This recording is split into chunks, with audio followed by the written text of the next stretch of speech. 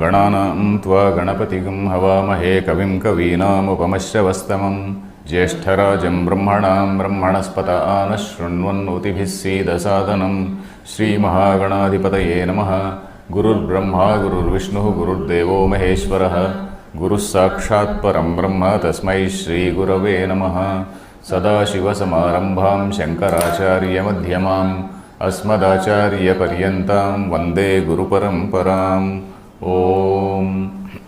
Dear friends, we were reading the 7th shloka of 8th Adhyaya. That is, 7th shloka is Tasmat Sarveshu Kaleshu Mam Anusmara Yudhyacha Mayarpita Manobuddhihi Mame Vaishyasya Samshayah. Did I explain this thing? Yeah, I think so, but... You think so? Okay. Okay, I will again explain because I did not note here. Okay, Tasmat. This Tasmat is connecting to the earlier say shloka. That is, we are in the context of that what is called Antya Bhavana, what the commentators have called it Antya Bhavana. That is the last thought at the time of departure, at the time of death, whatever thought is there in your mind, and that again is influenced by so many factors. The last factor, suddenly if you want to remember God, if you want to think of God, it will not come.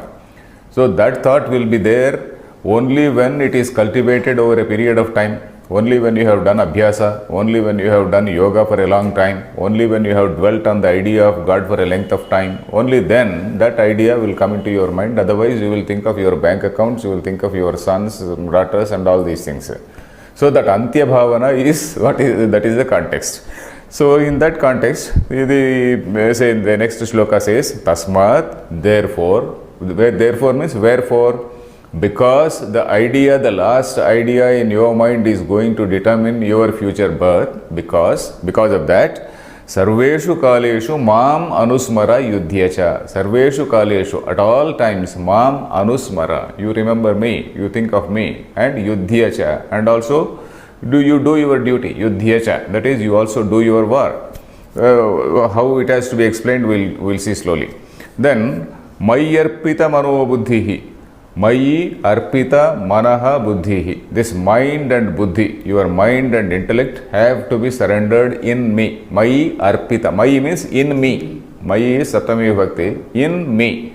Mayi arpita. Arpita means that is that which has been surrendered, which has been subjugated, and it is kept under my control. It is in my bhavana, always thinking about me. So that me, at what level we have to see, we have to understand, we'll see. Then, Mameva Eshyasi Asamshayaha. Mameva Eshyasi, you will attain me. Mam Eva, me only, Eshyasi, you will attain, you will reach. Asamshayaha means there is no doubt about it. There is no doubt about it. So here, what we have to see is, what is this me? To what, at what level Lord Krishna is referring? Is he referring to him at a Saguna level, or is he referring to him at a Nirguna level? Because we have seen that in Bhagavad Gita, wherever we come across these shlokas, we have to see what is the context, and then at what level he is speaking. That is it spoken about Nirguna Brahma, or is it in the context of a Saguna Brahma? We have seen that in this 8th chapter, in the very beginning, we noted that 8th chapter by and large talks about this Saguna Brahma Upasana. Saguna Brahma means an empirical God with a name and form. That is the Saguna Brahma. Nirguna Brahma is that supreme Brahman, that say Satyam Jnanam Anantam, that truth, not truth, what is this, truth, consciousness, and also infinitude. So that is how we have defined, not we, the Upanishads have defined the supreme Brahman. And that supreme Brahman has directly no relation with this empirical world. So that is why we have also visualized one empirical level, empirical God at the transactional level. The Vedanta visualizes at the level of Maya, because this Maya is an appearance in that supreme reality. So in that supreme reality, there is say a manifestation of the same Brahman, and then that manifestation is in the form of, in so many forms, not in the form, not one form, in so many forms. That is what we have seen. Adhiyajna, Adhibhuta, Adhidaiva, Adhyatma, so many levels it is manifesting. And then the essence of it all, the essence of all that is same. The essence is not different, but only manifestations are different. So if you want to see diversity, you are welcome to see diversity. But if you want to see, what you are supposed to do is to see unity. Vedanta says see unity. But okay, human mind tells you see the diversity. You see diversity, you examine the diversity. So here in Vedanta, in Gita, in all the wherever we get these shlokas, we have to see at what level it is speaking. So here, for example, in this particular shloka, there are both Saguna interpretation and Nirguna interpretation has been given by commentators. But by and large, the old commentators like Anandagiri and also Nilakantha and also Madhusudana and also Shankaracharya, of course. Shankaracharya, of course, he has not very specifically mentioned, but other commentators, they have specifically mentioned that it is about Saguna Brahma. Saguna Brahma means an empirical God. That is, he is not talking about the Supreme Brahman. When he says that Mayarpita Mano Buddhi, there are certain words which we have to see in order to ascertain what exactly do they mean. Mayarpita Mano Buddhi. It can be interpreted at two levels. One at the Saguna level, that is, you worship me. You worship me, that is in the duality mode. So that is how one interpretation can be given. Then another interpretation, Mayarpita Mano Buddhi, means we have seen what is called Sarvatra Brahma Bhavana, Brahmatma Bhavana. That is thinking that you are not different from me. So that level also we can interpret. That level also we can see. So that interpretation also is given by another commentator. He is also a well-known commentator, that Bellamkonda Ramaraya Kavi. He gives both the interpretations because both are fitting. In this particular shloka, both are fitting. So long as it is not against the Advaita doctrine, we can accept whatever you want. But then we can accept the older commentators, that is Anandagiri, Nilakantha, Madhusudana, who say that this is about Saguna Brahma, not about Nirguna Brahma. That is, he is asking about what Lord Krishna is saying here is, you worship me, you do this upasana. Worship me means worship not Krishna as such, worship that Hiranyagarbha. At that Hiranyagarbha level, you do this upasana. You worship this manifest Brahman, and then you do your job. Here, two things are mentioned here. That is upasana of a Saguna Brahma and karma. We have come across this in Ishavasya Upanishad also. Ishavasya Upanishad, there are 3 shlokas which talk about this. Vidyamcha, avidyamcha, yastadvedo bhayagam saha, avidyaya mrutyum tirtva, vidyaya amrutam. We have seen that, isn't it? So, avidya and vidya, these 2 things are referred to in Ishavasya Upanishad by 2 words, that is Vidya and Avidya. Vidya in that particular context does not mean Brahma Vidya, it does not mean the knowledge of Nirguna Brahma, it is Upasana, that is Vidya. Avidya, we know the meaning is very clear, Avidya is Karma. Karma means here, okay, you are doing Nishkama Karma also, is at Avidya level only. So you are combining this Nishkama Karma along with that Upasana. So this combination was suggested in Ishavasya Upanishad also. So that meaning is given by many commentators here. It is not Jnana Karma Samuchaya. There also we talked about it. In Ishavasya also, while explaining that mantra, while reading that mantra, we examined, and then it was very clearly told by Shankaracharya that it is not Jnana Karma Samuchaya. Because once you are a Jnani, then there is no question of Kamya, even Nishkama Karma. Because once you are a Jnani, it becomes Jnani Karma. It is Akarma. It is totally Akarma.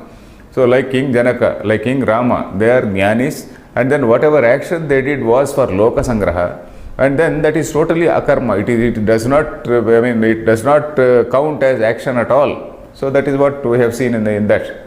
And for a Jnani, there is no need for Antya Bhavana also.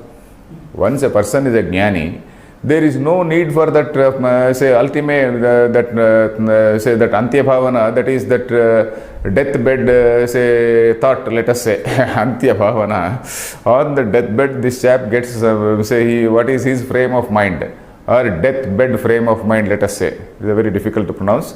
Anyway, that frame of mind which a person has on the deathbed.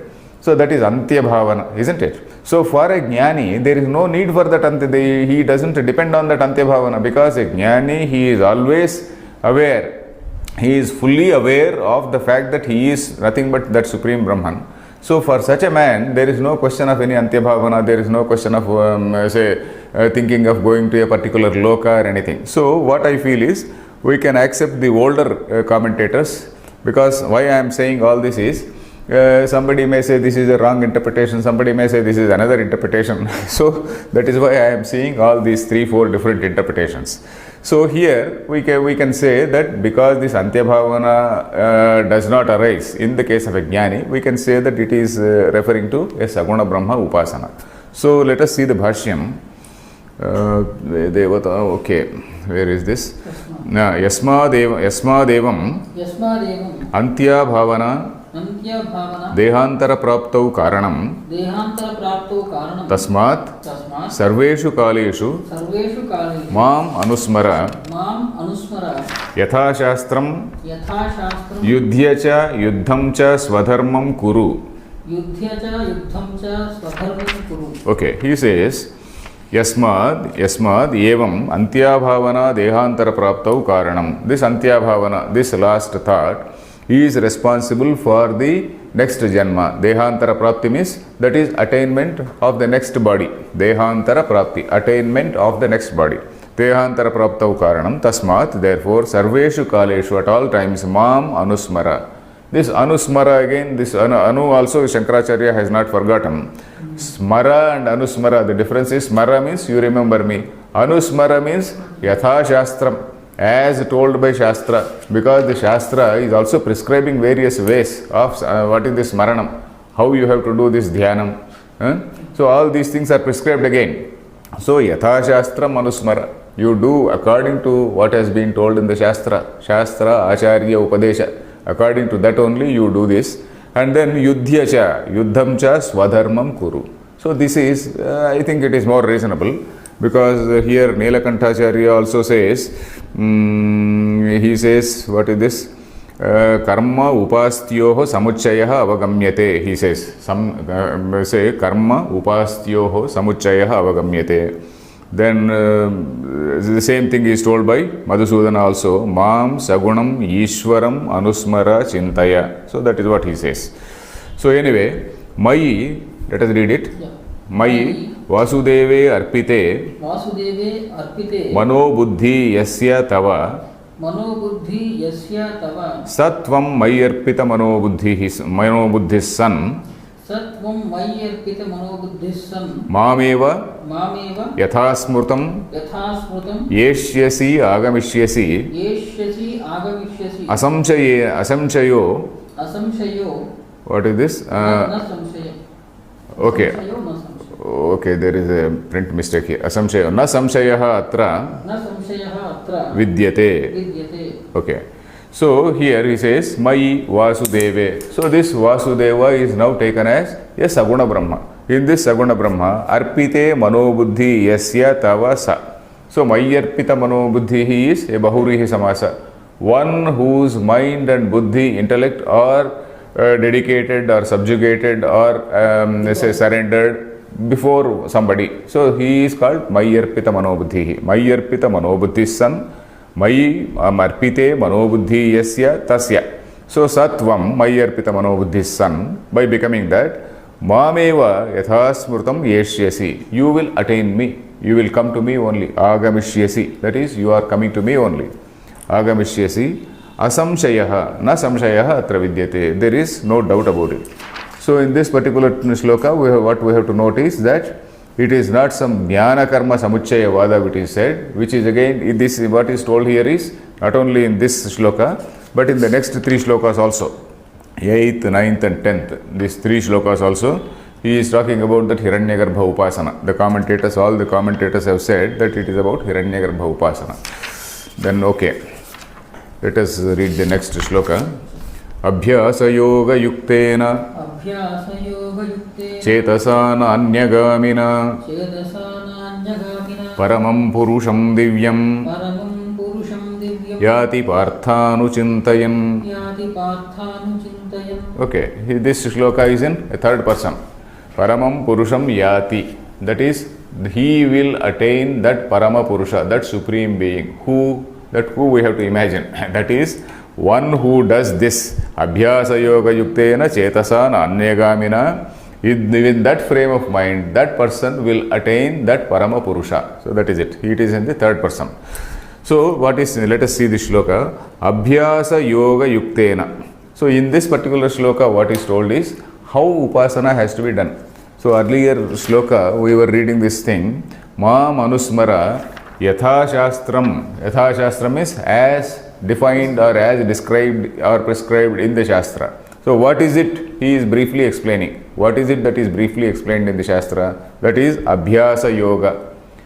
It has to be associated with Abhyasa Yoga. Abhyasa, we know. Abhyasa is, yes, practice only, very simply practice only. Abhi plus asa, you just be at it, that's all. That is what is Abhyasa. You just be at it always, Abhyasa. Abhyasa Yoga. This Abhyasa, Nairantarya Abhyasam, that is what Patanjali also says. Nirantara Abhyasa, that is always, without any gap. Nirantara means without any gap, you have to constantly practice it. So that is Abhyasa. Abhyasa Yoga Yuktena Chetasa. Chetasa means by such mind. By such mind, Abhyasa Yoga Yuktena Chetasa. Then Na Anyagamina. Again, emphatically he is saying, it should not be an Anyagami. Anyagami means Anyatra Gacchati. Anyatra Gacchati iti Anyagami. It moves all around. It goes everywhere. So that is Anyagami. Na Anyagami. Na Anyagamina is Trutiya Vibhakti. Chetasa Na Anyagamina. It is instrumental case. All these three things are in instrumental in Trutiya Vibhakti. Abhyasa Yoga Yuktena, Chetasa, Na Anyagamina. All the three are in instrumental case, that is Trutiya Vibhakti. So with that mind, which is always associated with this my thought only. This is the Abhyasa is what is contemplated here. This particular God idea should always be there. That is under contemplation. That is always, that has to be always contemplated by this man. And then Na Anyagami. It should not waver. It should not say go astray. You should not go astray. And then with such a frame of mind, then one who has such a frame of mind, Paramam Purusham Divyam Yati. Partha, hey Partha is the Sambodhana. Hey Partha, Anuchintayan. Anuchintayan means again Dhyayan. Say Anuchintayan by say doing dhyana, by meditating on that, by meditating on this Chetasa, Anyagamina, Abhyasa Yoga Yuktena Chetasa, Anuchintayan, by doing that sort of thinking, Paramam Purusham Divyam Yati. So he attains Paramam Purusha. Parama Purusha, that supreme Purusha. Divyam. Divyam means one who is at the level of Adhidaiva. Divi means in the sky, in the space, let us say. Divyam, at the level of at the Adhidaivata level. So that is what we have to see. But how can you say that it is not about Supreme Brahma and about only Hiranyagarbha Brahma? That also, that question has to arise in our mind. How can you say that it is only about Hiranyagarbha simply because Anandagiri has said or Nilakantacharya has said? How can you believe that? So we have to see the words which are used here. Purusham, Divyam. Divyam means Divi Bhavam. Purusha refers to that Hiranyagarbha level. So this we have to see. And also next shloka also is very clearly mentioning Kavim Puranam Anushasitaram. It is talking about an empirical God who is having a lot of control, a sort of hands-on duty on this world. So that God who is having some sort of hands-on functioning at the transactional level, he is being described in the next shloka. So that is why in the overall context, what is referred to here is that Hiranyagarbhopasana. So this is the shloka. Abhyasa Yoga Yuktena Na Anyagamina Chetasa Anuchintayan Paramam Purusham Divyam Yati. So that is the overall Anvaya, that is the connection. Is the shloka clear? Yes, sir. Okay. Paramam. Paramam is supreme. Supreme. Not that, okay, Parama Purusha also, in this particular context, it is referring to Hiranyagarbha. Parama usually refers to supreme. But in this particular context, it is referring to Hiranyagarbha, because in the next shloka, he is going to describe only that particular deity who is responsible for this karma phaladata, who is the supervisor of this whole world, who is something like a super cop. So that sort of God form is being described in the next shloka. Then Abhyasa iti. Abhyasa yoga yuktena. Mayi chitta samarpana vishaya bhute. Ekasmin tulya pratyaya avrutti lakshanaha. Vilakshana pratyayantaritāha abhyasaha. So this we have seen. What is abhyasa? Right from the beginning I have been telling this thing. What is this? Tulya pratyaya santatihi asankirnacha atat pratyayaihi. That is what Shankaracharya defines that upasana. So this is again this particular thing refers to upasana. So what is it? Abhyasa yoga yuktena. What is it he is explaining? Mayi, in me, chitta samarpana vishaya bhute. That is chitta samarpana vishaya bhutam. That is the idea is your mind is surrendered, samarpana. It is put under my control. It is subjugated. It is not exactly subjugated, put under my control in the sense that it is always deliberating about the God form. So that is the meaning here. Vishaya bhute ekasmin tulya pratyaya vrutti avrutti lakshanaha. In one, ekasmin means in one only, tulya pratyaya, that is similar thoughts, similar thought process, avrutti lakshanaha. Avrutti means that is repetition. Avrutti means repetition. Avrutti lakshanaha. That is lakshana means that is the characteristic. It is characterized by repetition of the same thought process. So you are doing some upasana, let us say Om Namah Shivaya or Om Namo Narayanaya. So you are dwelling on the meaning of that thing only. You are contemplating, you are closing your mind, focusing all your attention on the meaning of that particular mantra. And mantra, as we know, mantra describes or defines a particular God form, isn't it? So on that particular mantra, when you are contemplating, that particular God form is always present in your mind, and then you realize that particular the meaning of that particular mantra. That is why mantras, when we are asked to recite 108 times, so many times, then you do for Sahasra Gayatri Japa, you do some other Shata Gayatri, Sahasra Gayatri, etc. Why? When you are thinking about it on so many times, even if your mind keeps on going out now and then, at least once in a while your mind will dwell on this. At least once in a while your mind will come back to this, and then once you practice this, then your mind will not go away.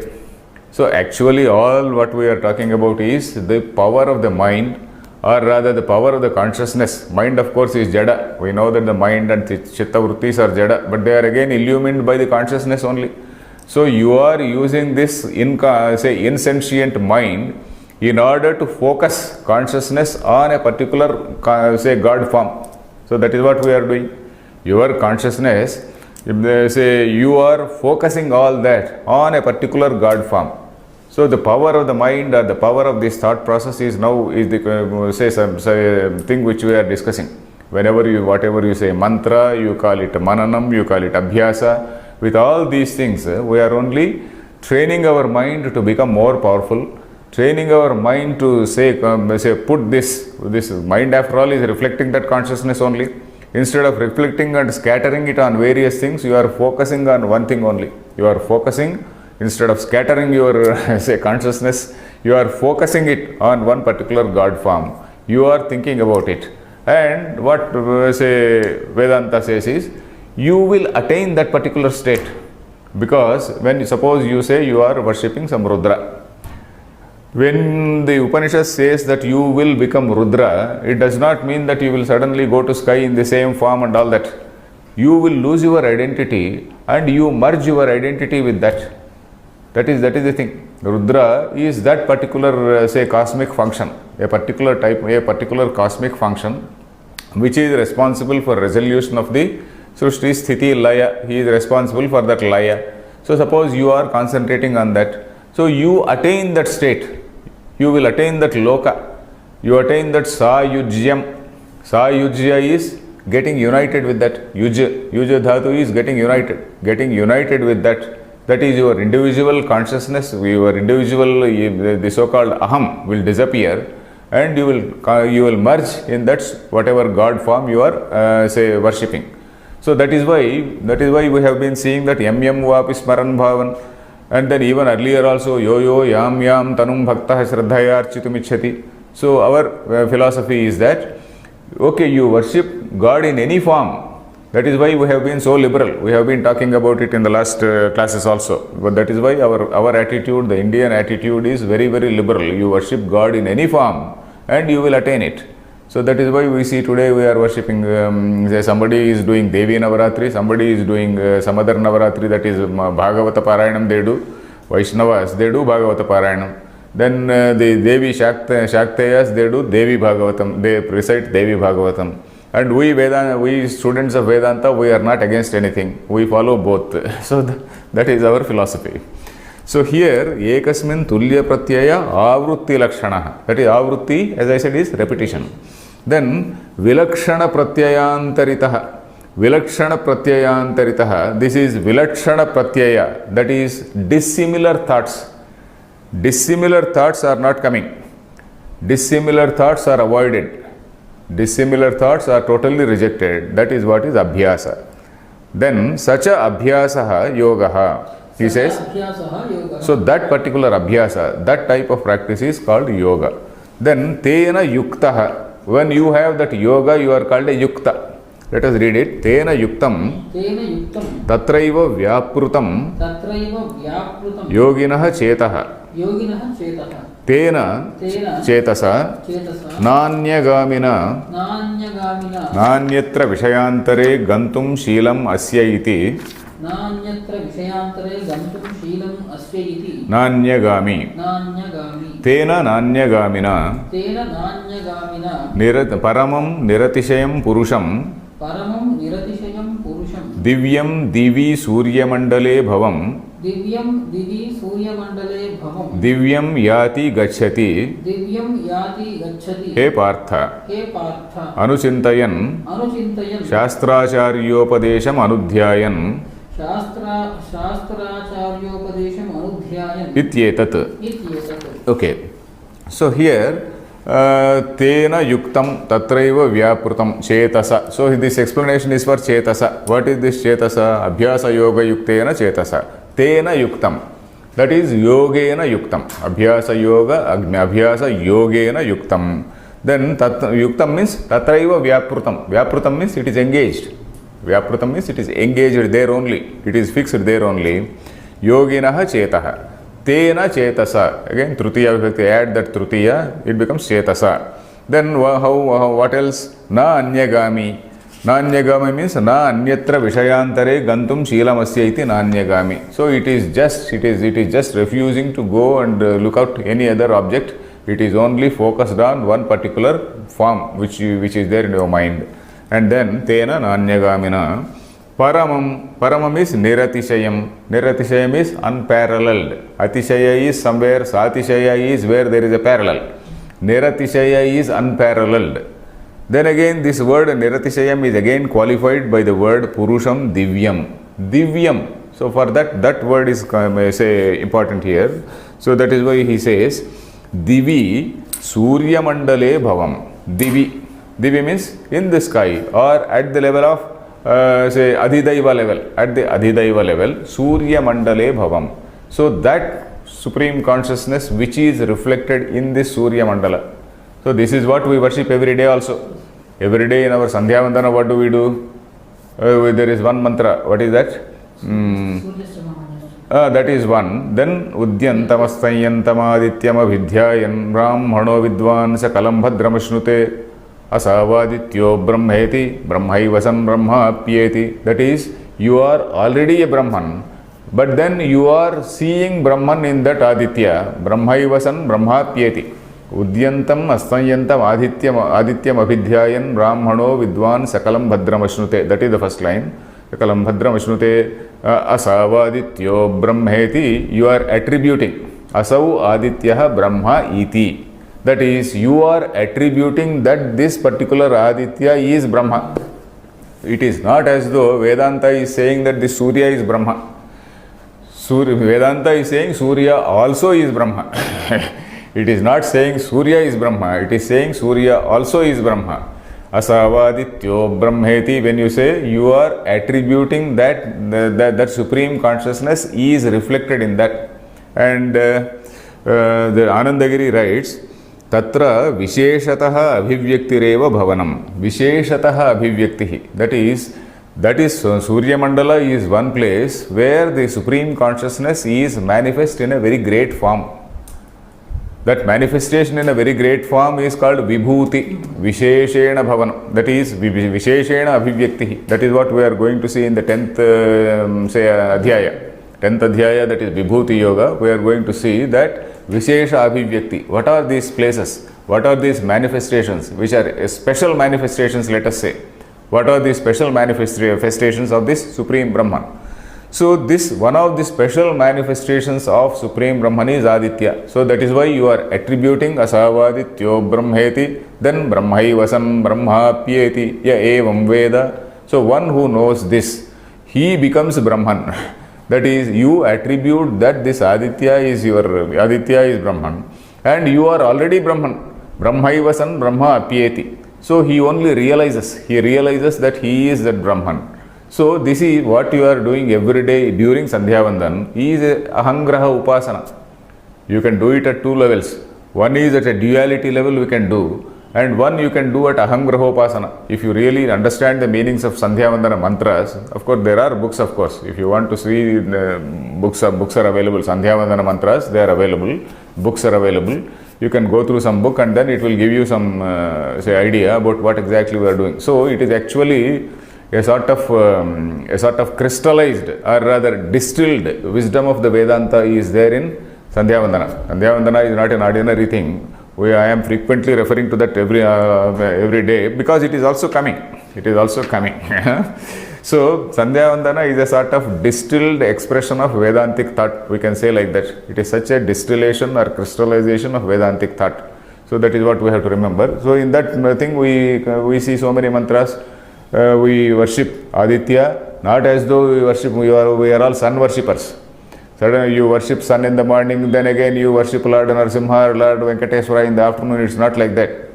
This particular upasana, 3 times a day, it is a sort of training.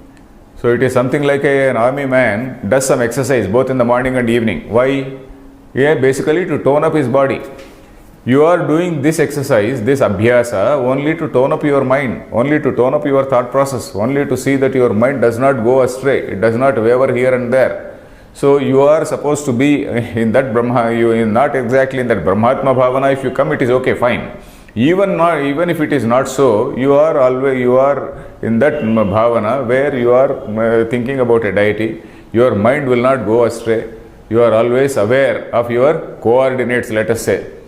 In Sandhya Vandana, you are also giving your coordinates to the God. That is, say so and so Pradeshe, Bharatavarshe, Bharatakhande, Meror, Dakshina Digbhage, and so and so. Why do you give these coordinates? Not that God does not know your coordinates. It is only to remind ourselves that this is a small, manifestation of consciousness in this very limited body.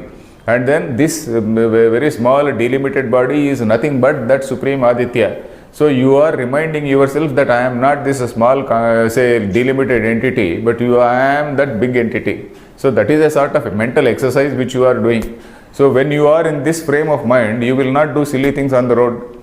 So that is the basic idea. So here, Divi Surya Mandale Bhavam Divyam. That is Divyam. The meaning of Divyam is Divi Surya Mandale Bhavam. That is an exclusive or a special manifestation of the Supreme in the Surya Mandala. Yati Gachati He Partha. Then Anuchintayan. Here again this Anu comes. Anu means that is after. Thinking after. Why? What is that after? Anuchintayan. Shastra Acharyopadesham Anudhyayan Ityetat. This Shastra Acharya Upadesham Anudhyayan. Always keeping in mind what Shastra says and what the Acharya says. That is the meaning. Then Kim Visishtam Cha Purusham Yati Ityuchyate. So what is the type of Purusha whom he attains? Kim Visishtam means what is the type? What is the how can he be defined? What are his specialities? Vishesha. That which is having a Vishesha is called Visishta. Visishtam, Kim Visishtam is what type of? Purusham Yati. So in the earlier shloka, it told about the Upasana Swarupa, how you have to do Upasana. So here it is talking about the Upasya Swarupa. What is the type of Upasya? That is Upasya Brahma, or the deity who is being worshipped. What is the form? What is the nature of that deity whom you are attaining? So let us read the shloka. Kavim Puranam Anushasitaram Anoraniyam Samanusmaredyah Sarvasya Dhataram Achintya Rupam Aditya Varnam Tamasah Parastat. So do you recall any mantra? Aditya Varnam Tamasah Parastat. Every day you must be saying this in this Sandhyavandana, not Sandhyavandana Purusha Sukta. If you recite that Purusha Sukta, Aditya Varnam Tamasastu Pare, then again Aditya Varnam Tamasah Parastat. So these words are from that Purusha Sukta only. So here we are very clearly defining what is the type of Saguna Brahma which you are attaining. So here we are very clearly, it is describing that Hiranyagarbha. That is Kavim Puranam Anushasitaram Anoho Aniyamsam Anusmare Diyaha. So Yaha, that is last is Yaha. The word, the division, let us see. Kavim Puranam Anushasitaram. So at every place you could put a stroke. Anushasitaram Anoho Aniyamsam Anusmaret Yaha. Yaha Anusmaret. So that is the subject and verb. Yaha means the one who. Anusmaret, the one who meditates on what? Kavim. So all these are in Dvitiya Vibhakti. Kavim, Puranam, Anushasitaram. All these things are in Dvitiya Vibhakti, that is objective case. So Yaha Anusmaret, the one who thinks or the one who meditates on Kavi. On this Kavi. What is this Kavi? We are going to see. Kavi means one who has the knowledge of past, present and future. We will see that again. Kavi means Kranta Darshi, one who is having knowledge of the past, present and future. Then Puranam. Purana literally means ancient. Purana actually means ancient, which means that Anadi. That is that which is eternal. Kavim Puranam. Anushasitaram. So this is again keyword. Key in the sense, it is defining, it is telling whether it is referring to the Supreme Brahman or empirical Brahman. Anushasita. Anushasita means an administrator. Anushasanam is administration, isn't it? Anushasana Parvam, we know we have got a Parvam in Mahabharata. Anushasana, it talks about administration. Anushasita is one who administers. Anushasitaram is Dvitiya Vibhakti. Anushasitaram. Anoho Aniyamsam. Anoho, compared, even when compared to an anu, when compared to an atom, Aniyamsam, it is still subtle, subtler than an atom. This word expression we have come across several times in the Upanishad Bhashyam and also in Gita Bhashyam. We have come across this thing, that is Anoho Aniyamsam, is that is very, very subtle thing which cannot be explained. Not that it is very, very tiny, because Brahman is something which is all pervading. So it is not something which is tiny, it is subtle in the sense that it is very subtle. Aniyamsam, Anusmaredyaha. Then some more things are told in the second line. Sarvasya Dhataram. Sarvasya Dhata. Dhata means, the meaning of dha is to put something in a particular place. Dhata, he puts everybody in their place. So that is as simple as that. It is very directly saying that is putting people in a place, that is putting people in an order. Sarvasya Dhataram. Shankaracharya is going to explain, that is, he is going to give the karma phala. Karma phala data. Data is different and dhata is different. Dhata means giver. Dhata means one who is establishing order. Karma, Sarvasya Dhataram. He is putting everybody in the place, means putting everybody, the whole cosmos in place. Putting that is, say, suns and all these say planetary system or all these galaxies in particular place, say, so that they don't collide and say destroy. So this is a sort of universal harmony, a cosmic order, whatever it is. So all these things are under that. So Sarvasya Dhataram. Then Achintya Rupam. Achintya means that which cannot be contemplated upon. Achintya. Chintya means that which can be thought of. Achintya means which cannot be conceived, which cannot be understood by the mind, which is beyond the perception of the mind. The mind cannot conceive. So then Aditya Varnam Tamasah Parastat. Aditya Varnam, as brilliant as that sun. Then Tamasah Parastat. Tamas. What is tamas? Tamas is darkness, ignorance. Sattva, Rajas and tamas we know. Here of course tamas is not referring to that tamas, tamo, guna. It is referring to darkness, which is ignorance. So it is Tamasaha Parastat means it is beyond that ignorance. So long as you are having this Dehatma Bhavana, so long as you are feeling a sort of delimited chair, you will not be able to attain that thing. So Aditya Varnam Tamasah Parastat. This is, you have to go beyond, you have to get rid of your ignorance and then think of that supreme thing. So that is the meaning here.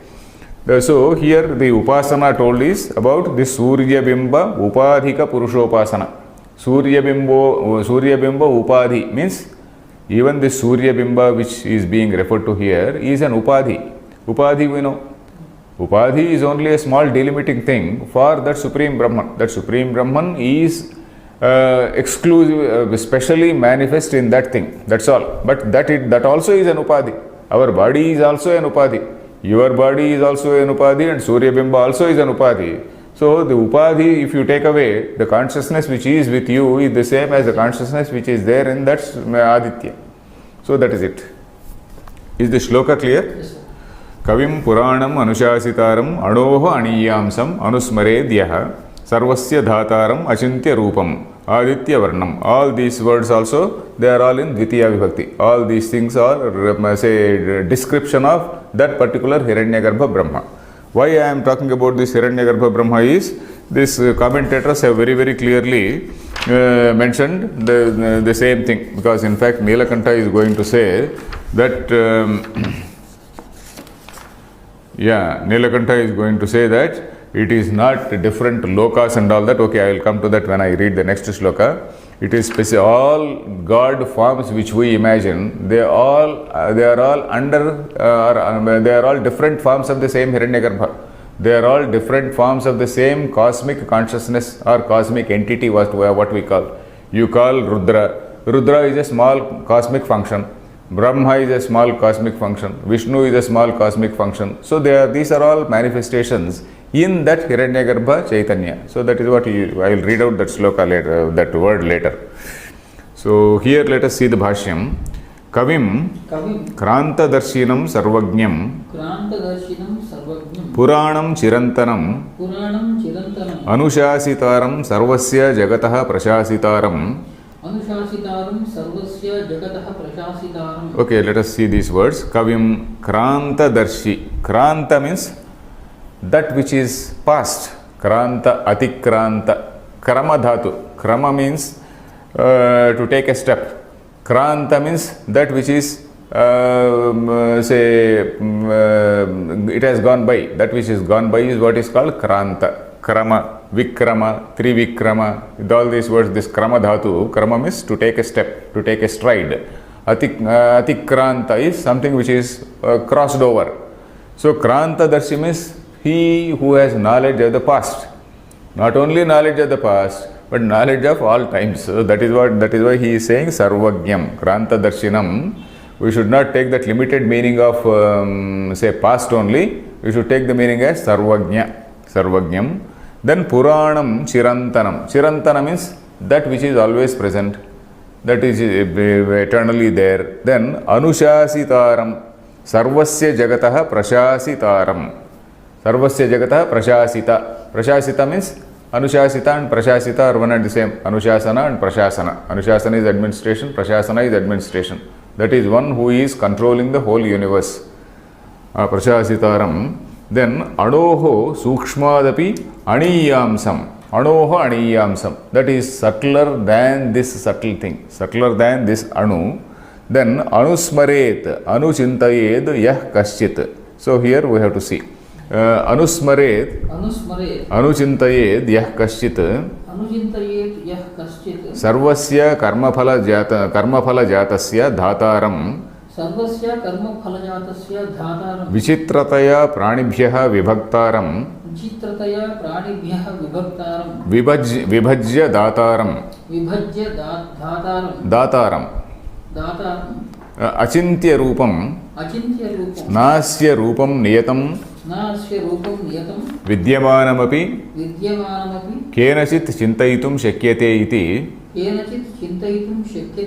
अचिन्त्य रूपः तम् आदित्यवर्णम् आदित्यस्येव नित्य चैतन्य प्रकाशः वर्णः यस्य तम् आदित्यवर्णं तमसः परस्तात् अज्ञानलक्षणात् मोहान्धकारात् परं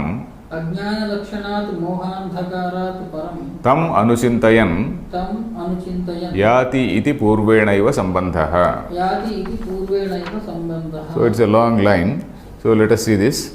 Sushmad aniyamsam sushmataram anusmaret, that is anuchintayet, that is you have to think, you have to meditate as prescribed in the Shastra. Then sarvasya dhataram. So this word dhataram is being explained. Dhata, as I said, it is from the root dha. Dha means to place a thing at a particular place. What is he placing? He is giving this karma phala, he is assigning this karma phala to people according to their karma. So karma phala jatasya dhataram. So what all this karma phalam is there? Dhataram vichitrataya pranibhyah vibhaktaram. You know, with so much of the people, with so much of diversity, you find people of great diversity. In this particular fashion, he is dividing people and giving the karma phala to them. So you do a karma, you do a particular karma, this karma phala is given to you. And then some other man has done some other karma, so he will attain that karma phala in a totally different form. So there is so much of variety, there is so much of diversity in the whole universe which we see. Somebody is born rich, somebody is poor, somebody is in some other form, somebody is sick, somebody is weak, somebody is strong. So all these things are there. So that is why there is an adhikarana also, there is a big discussion in Brahma Sutras. That is, so how do you explain this inequality in the world? How are you going to explain? If you don't accept this karma idea, how are you going to explain? Then you have to attribute some sort of partiality to God. God is partial to some people, God is not partial to some people. So which means, so that is why some religions say, our God is a very wealthy God, you follow our God. If you follow our God, you will become wealthy. Your God will give you daridram. So this is again another type of approach by some of these religious people nowadays. That is what we see. So that is why there is a big discussion, because we in our philosophy or in our Indian tradition, we are not going to sell our God. We are not sell in the sense we are not doing any salesmanship of our God. We are not going and propagating. We are not going and telling everybody, oh, here we have found a great God, you follow this God. We never say that. We only want to find truth. We are only interested in what exactly is the reality, because the Upanishadic sages who have seen these Upanishads and then who have written these books, they had no agenda. They had no agenda to propagate. Their only agenda was to ascertain the truth, only to know the truth. So that is why we have always told about, the God who will give you karma phala according to your karma. So this karma phala is something which is again a sort of speculation only. All this is in the realm of some transcendental speculation which cannot be proved. You are only doing a postulation. So that postulation should be rather scientific. That is the only thing we can do here. So there is it is nothing which cannot be proved. It is not something which can be proved in some sort of laboratory.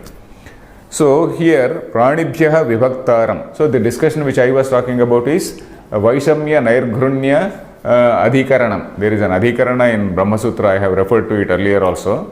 There is God or the Supreme Being does not have any Vaishamya or Nairgrunya against anybody. So lack of compassion or enmity, he doesn't have. Whereas other religions, they say, so our God will punish this non-believer. If you don't believe in our God, he will push you, he will send you to hell, even if you are a very, very pious man. So that is what the religions say. Anyway, here sarva vichitrataya pranibhyah vibhaktaram vibhajya dataram. So he decides as to who has to get what type of birth.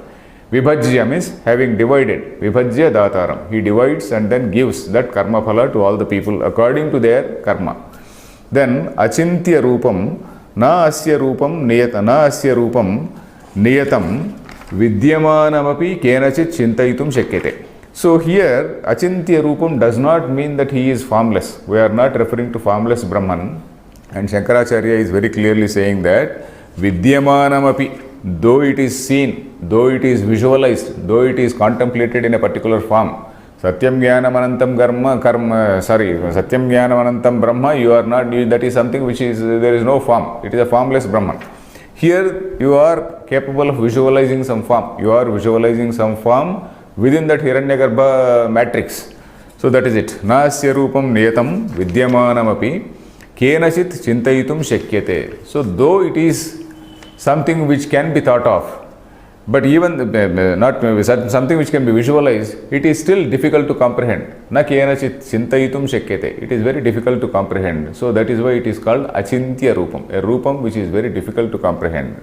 Then aditya varnam Adityasya iva nitya chaitanya prakashaha varnaha yasya tam aditya varnam. That it is something, it is of the nature of Aditya. It is shining like Aditya. This shining you can take, it can refer to the intelligence which is reflected in that, especially reflected in that supreme, the sun. So nitya chaitanya prakashaha varnaha yasya tam aditya varnam. So that particular God form is visualized in that Aditya. All this is an attribution on Aditya only. All this is an attribution on that Aditya for purpose of upasana. Then tamasaha parastat ajnana lakshanat mohandhakarat param. So tamas, Shankaracharya is saying tamas means ajnana lakshanat mohandhakarat. So this is a sort of andhakara or delusion because of moha. Moha is delusion. Andhakara is darkness. Moha andhakara is darkness due to delusion. So mohandhakarat param, beyond that. Param here means beyond. Mohandhakarat param means it is beyond. That is, as long as you remain in that darkness due to delusion, you cannot think of this. Once you come out of this darkness, then you can think. So, anuchintayan yati iti purvena iva sambandha. Yati means gacchati or attains. Yati is gacchati. What does he attain? The same Sahyujya Mukti. What we have seen, purvena sambandha means what we saw in the earlier shloka. Yati parthanuchintayan paramam purusham divyam. That parama purusha he will attain. The same parama purusha is being talked here. So, let us see the next shloka. Prayana kale manasachalena bhaktya yukto yoga balena chaiva bhruvor madhye pranamaveshya samyak satam param purusham upaiti divyam. Upaiti. Okay, so here in the last shloka we talked about the Hiranyagarbha Brahma, how it has to be done, upasana. So here, in addition to upasana, some yoga also has been added, some yoga component. Yoga component means there is a physical practice also in yoga. This physical practice in yoga is called Hatha Yoga. We do some various asanas. Then again there is a way of concentrating your eyes on this Bhruvor Madhye. Bhruvor Madhye means in between the two brows. Bhru means brow. B-R-O-W, brow is Bhru. So Bhruvor Madhye means in between the brows. So you are supposed to concentrate your eyesight somewhere here. How is it possible? It is not possible by opening your eyes. So that is what very clearly we have seen in the earlier Bhashyam also. You are not supposed to strain your eyes and then concentrate, waste your time on that. You close your eyes and then after closing your eyes, you can concentrate on this point very, very clearly. It is easy. After closing your eyes, you can concentrate on this point, and then after, if you just keep like that for some time, dismiss all other thoughts. You will be able to concentrate on that, and then you can think of that particular mantra, whatever you want to think. You can think of a particular God form, and then you can keep steady in that particular way. So that is what is being suggested here. So prayana kale manasa achalena, let us see the words. Prayana kale, that is at the time of death. Manasa achalena, that is achalena manasa. Both are in Tritiya Vibhakti.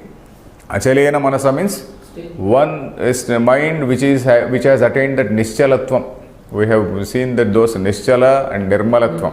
So these two are essential. So manasa achalena, then bhaktya. Bhaktya is that you have to do that atmanusandhanam. Then bhaktya yuktaha, then yoga balena chaiva.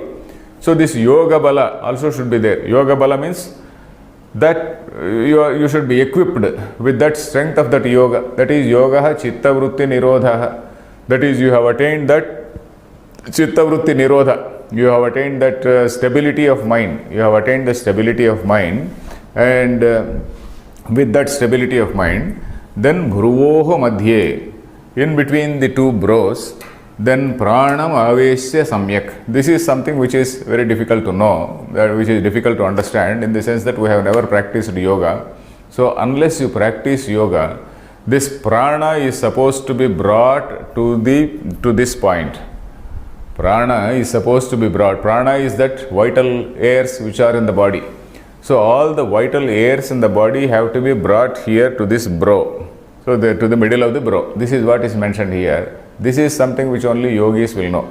The commentators, of course, have written about the bhumi. Shankaracharya has also written about that, and all other people also have written about this. The 6 chakras which are there, which are supposed to be there in the body.